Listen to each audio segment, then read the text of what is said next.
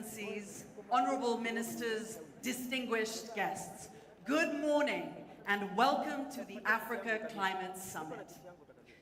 We heard from His Excellency President Ruto yesterday, where he so eloquently presented Africa's case for fairness, justice, and equity in helping the continent pursue its climate action efforts.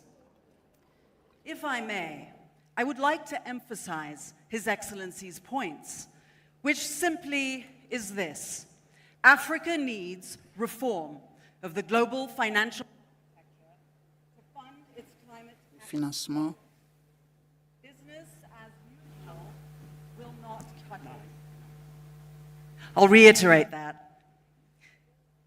His Excellency's points was this: Africa needs reform of the global financial architecture to fund its climate action goals. Business as usual is not going to cut it. In fact, to continue as we are will only serve to prove the truth of Albert Einstein's definition of insanity. And I quote, "Insanity is doing the same thing over and over and over and expecting different results. We need to do something different." We absolutely do. Thank you so much for that, Zain. And this is powerful. Africa called, and the world has come. His Excellency, you called, and Africa is setting an agenda. And I want us to give the leadership, the people, all the different organizations in this room a round of applause for coming together to do this. This is a moment. Your Excellencies, ladies and gentlemen, yesterday some powerful themes came through. Two quotes in particular from the young delegates stayed with me. They said, "Our countries will be burning and drowning, and you will not be there to save us." You know, it occurred to me that countries are drowning and burning today. So if we don't do something now, what will our children and generations to come experience? The other thing they said was, we have to trust you, and you must trust us. And I thought such wisdom, grace, hope, and responsibility captured in one simple statement. And so, ladies and gentlemen, we must call to the world from Nairobi today and make it clear that it is past time to address the tough issues. It is past time to hold the difficult but much needed conversations on Africa, risk, perception, reality, resources, policies, regulations, systems. And it's past time for these conversations to be guided by equity. That is what we need. And Africa has the resources and assets, including mineral and energy resources, agricultural capacity, and natural capital to promote the global decarbonization agenda.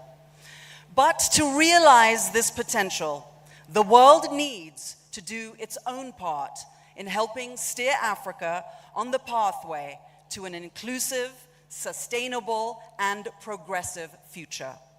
At the fundamental level, that will require decoupling economic growth from environmental degradation.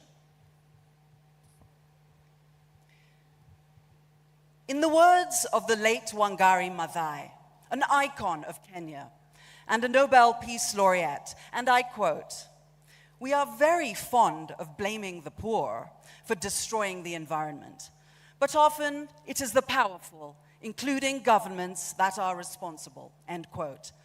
In other words, we are all in this together. It will require our combined efforts to overcome this challenge.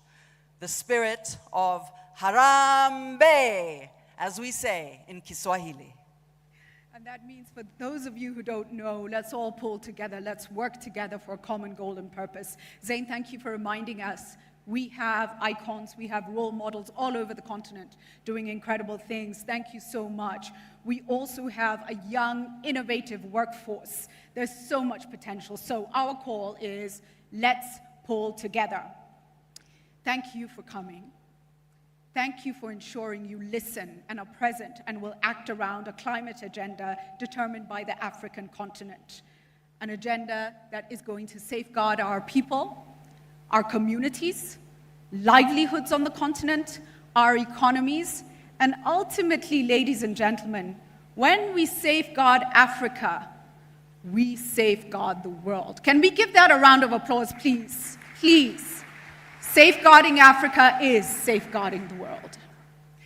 Now, to help guide us on this journey with an incredible lineup of speakers, please give a very warm welcome to the Honorable Soipan Tuya, Cabinet Secretary, Environment, Climate Change and Forestry for the Government of Kenya. Mheshimiwa.